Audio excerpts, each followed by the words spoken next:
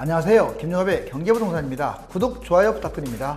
부동산이 그동안 승승장구하였지만 정부의 대책이 본격적으로 시행되면서 집값 하락에 경고등이 켜진 상황입니다. 지지율 하락을 만회하고자 집값 안정화에 모든 힘을 기울여야 하는 정부와 여당은 분양가 상한제와 임대차 3법만큼 강력한 무기를 양손에 들고 마침내 터뜨렸습니다. 집값 하락을 향한 제도적 장치는 이제 시작이기 때문에 부동산을 매수하고자 하는 분들은 최소한 가을과 겨울을 즐기면서 관망하는 것이 좋겠습니다. 임대차 3법, 분양가 상한제 쌍폭탄, 벌써 곡소리 난다. 자, 분양가 상한제 얼마 전에 시행했죠. 자, 임대차 3법. 자, 어제 전격적으로 국회 통과를 했습니다. 그동안에 집값 보호막 역할을 했어요. 이거 우산이 있죠. 여기에는 아파트들이 쭉 있네요. 보호막을 했던 이게 만약 찢어지고 거쳐진다면 자, 어떻게 되겠습니까? 이제 비 맞고 눈 맞고 그러겠죠. 아파트들이. 자, 이렇게 추락할 날도 이제 다가오는 것 같습니다. 분양가 상한제 임대차 3법, 이 선순환 고리 한번 볼까요? 분양가 상한제는요, 분양가를 표준 건축비 그리고 택지비에 맞춰가지고 일정한 가격 상한을 주는 제도를 분양가 상한제라고 합니다. 전월세 신고제, 전월세 3법, 임대차 3법이 전월세 신고제, 전월세 상한제, 계약 갱신 청구권이죠. 주택 임대차 계약 시 계약 내용을 관할 시군구청에 신고하는 제도가 전월세 신고제, 전월세 상한제, 부동산에서 전세 및 월세 인상률을 제한하는 제도, 계약 갱신 청구권, 임대차 계약이 만료될 때 임차인이 갱신을 요구할 수 있는 제도, 표준 임대료, 주택의 위치나 상태, 연한 등에 따라 전월세금을 정하는 제도입니다. 이처럼 분양가 상한제와 임대차 3법이 선순환 고리를 향해서 이제 쭉쭉 톱니바퀴처럼 돌아가게 생겼어요. 그러면 집값 안정에 상당히 도움이 될 겁니다. 자, 그렇다면 임대차 3법 이번에 국회 통과된 거 한번 볼까요? 자, 7월 30일 국회 통과했습니다. 임대료 상승폭, 임대료는 5% 이내. 자, 지자체 조례 상한에 따르겠다 이렇게 했습니다. 2년 계약이에요. 그래서 종료 시에 2+2년, 즉 4년을 보장한다. 추가 대책도 보완할 가능성도 있습니다. 집주인이 실거주하지 않고 새로운 세입자를 받으면 손해배상을 청구할 수가 있어요. 뭐 월세 3배 정도?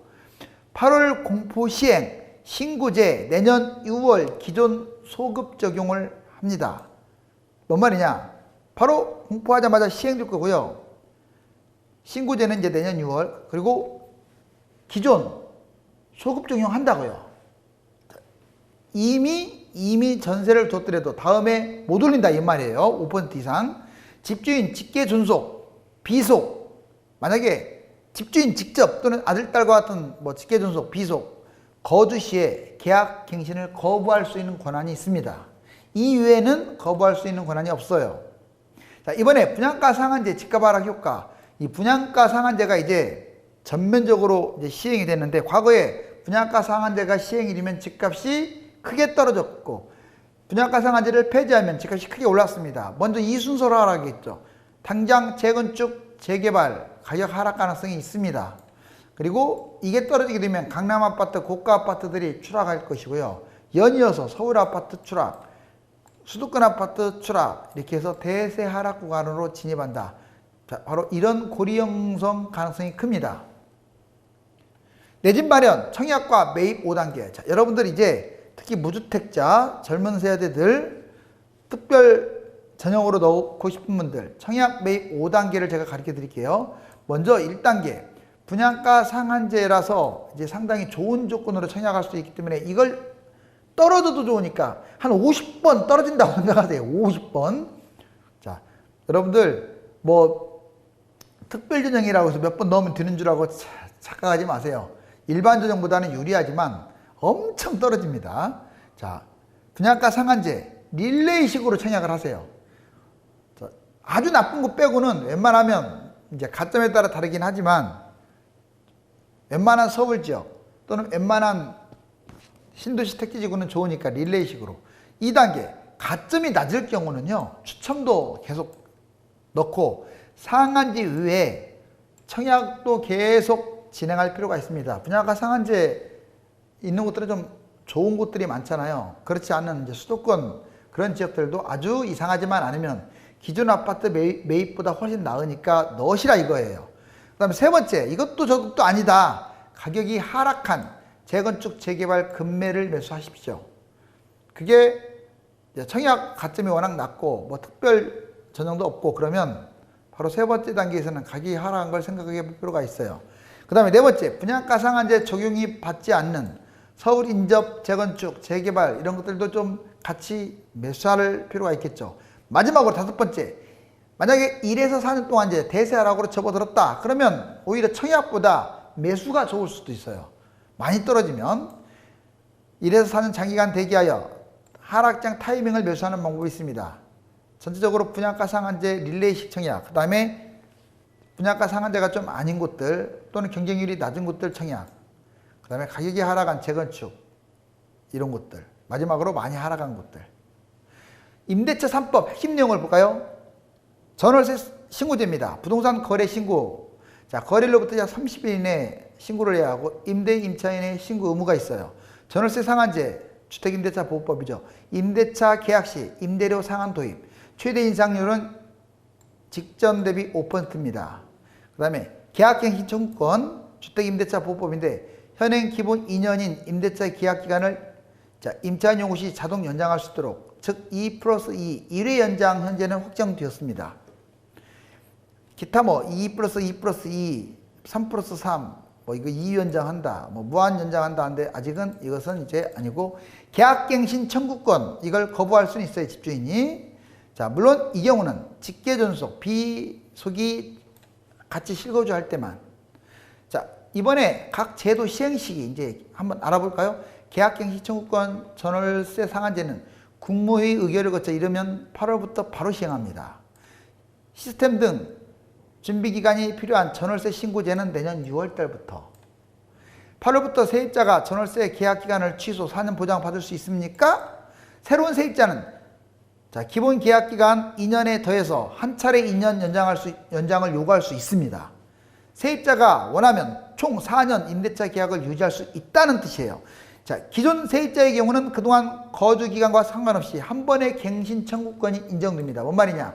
지금 살고 있는 사람은 2년에 갱신 청구권이 인정된다고요. 집주인이 세입자 요구를 거절하면 어떻게 되느냐? 조건부로는 거절할 수 있어요. 집주인이 직접 살거나 부모자나 자녀가 사는 경우.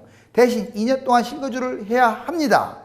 이때 세입자가 집주인에게 실거주 사유를 증명하라고 요구할 수도 있어요. 그렇다면 거짓으로 판명나면 어떠냐? 집주인이 실거주를 이유로 계약갱신을 거부하고 새로운 세입자를 들인 게 드러나면 기존 세입자는 집주인 상대로 손해배상을 청구할 수가 있습니다.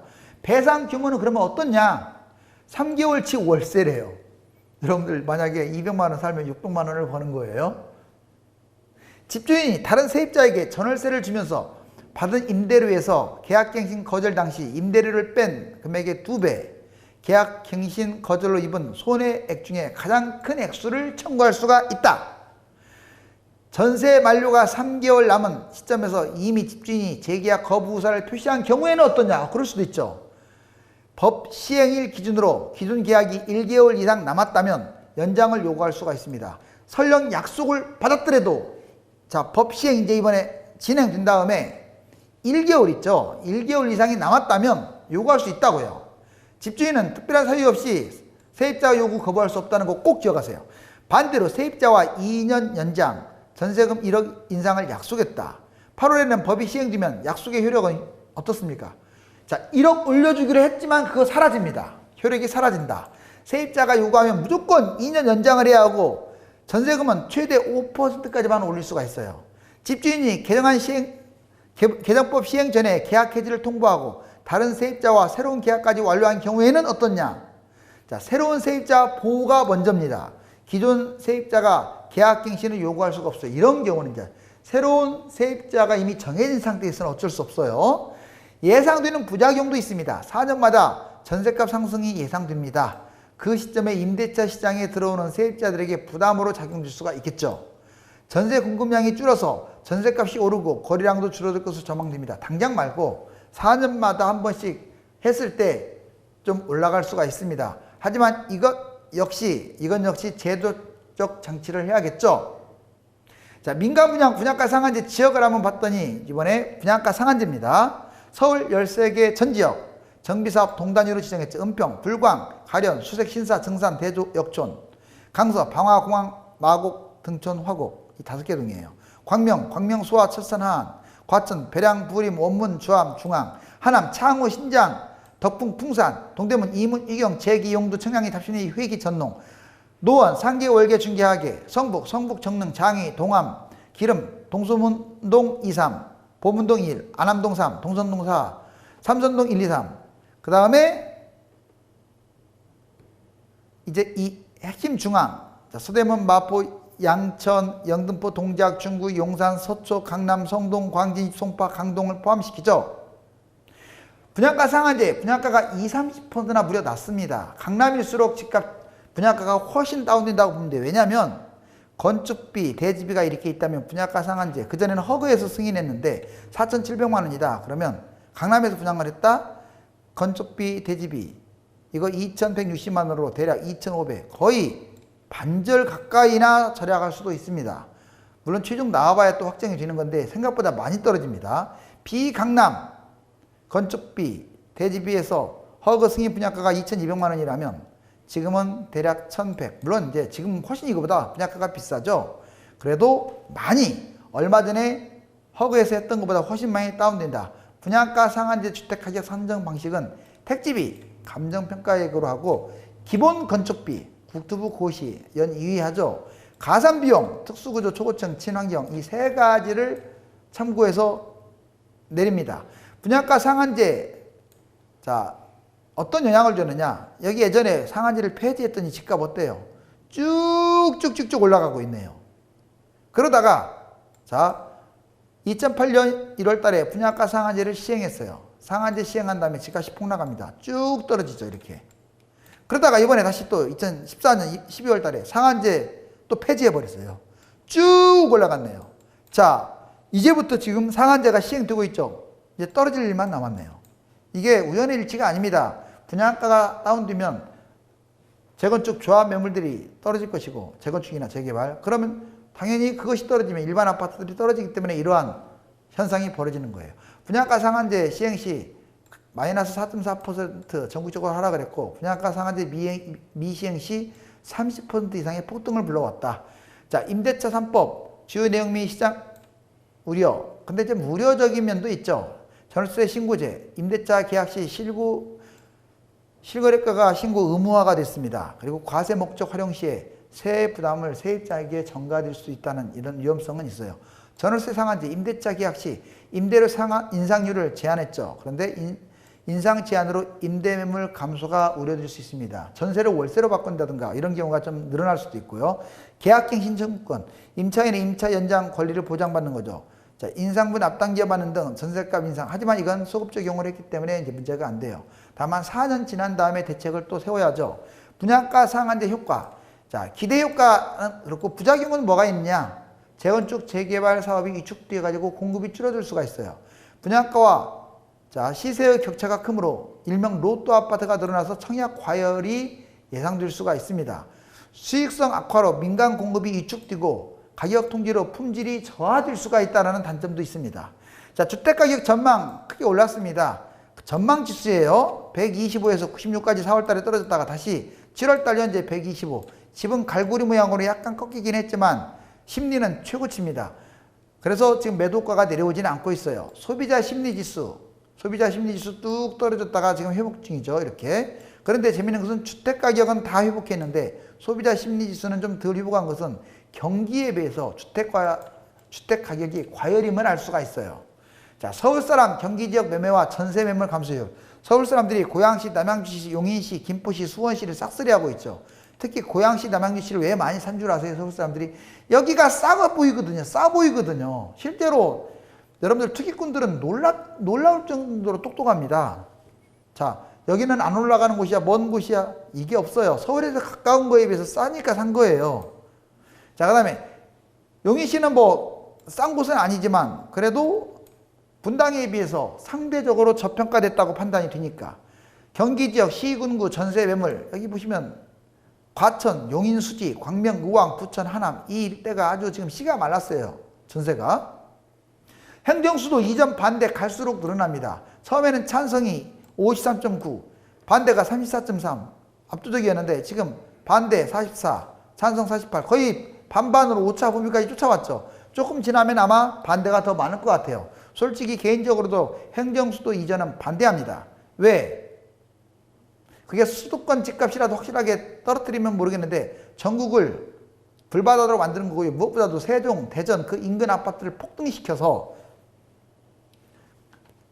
집값 폭등시켜서 일부 사람들 이런 사람들만 여러분들 불로소득을 얻게 되잖아요. 그래서 반대예요. 확대되는 특별 공급 비중 여러분들 특별 공급 비중이 무려 민영주택도 57에서 50%나 확대됐어요. 참고적으로 아세요. 특히 생애 최초가 이렇게 늘어났고 신혼부부, 기관 추천, 다자녀, 부모 이렇게 상당히 많습니다. 생애 최초 특별공급 요건, 자 무주택 요건, 가구원 모두가 일익이 없어야 하고 가족은 혼인 중이거나 미혼 자녀가 있어야 하고 소득 3인 가구 월 623만 원 이하 5년 이상 소득세를 납부를 해야 하고 자산은 부동산 2억 1,550만 원 이하여야 하고 자동차 2,764만 원 이하여야 합니다. 자 이제 분상제 임대차 3법이 딱 폭탄이 떨어지니까 다주택자들 쌍안경으로 보면서 이곳저곳을 두리번거리고 있네요. 임대주택 사업이 폐지되어 머지않아 매물폭탄이 도사리고 있습니다. 실거주 이외에 갭투자 이익 환수도 추진되고 있으므로 머지않아 부동산 시대가 저물 날이 올 것입니다. 실거주자나 투자자나 조금만 힘을 내시고 기다리십시오. 아주 재밌고 통쾌한 김종갑 재테크 꽉 잡아줘. 유튜브 채널이 오픈됐으니까 관심 갖고 유튜브 네이버 검색후에 구독해 주시기 바랍니다. 유료 상담은 네이버와 다음 1000만명 부동산의 꿈 카페에 들어가셔서 전화번호를 보고 문의하시면 됩니다. 감사합니다.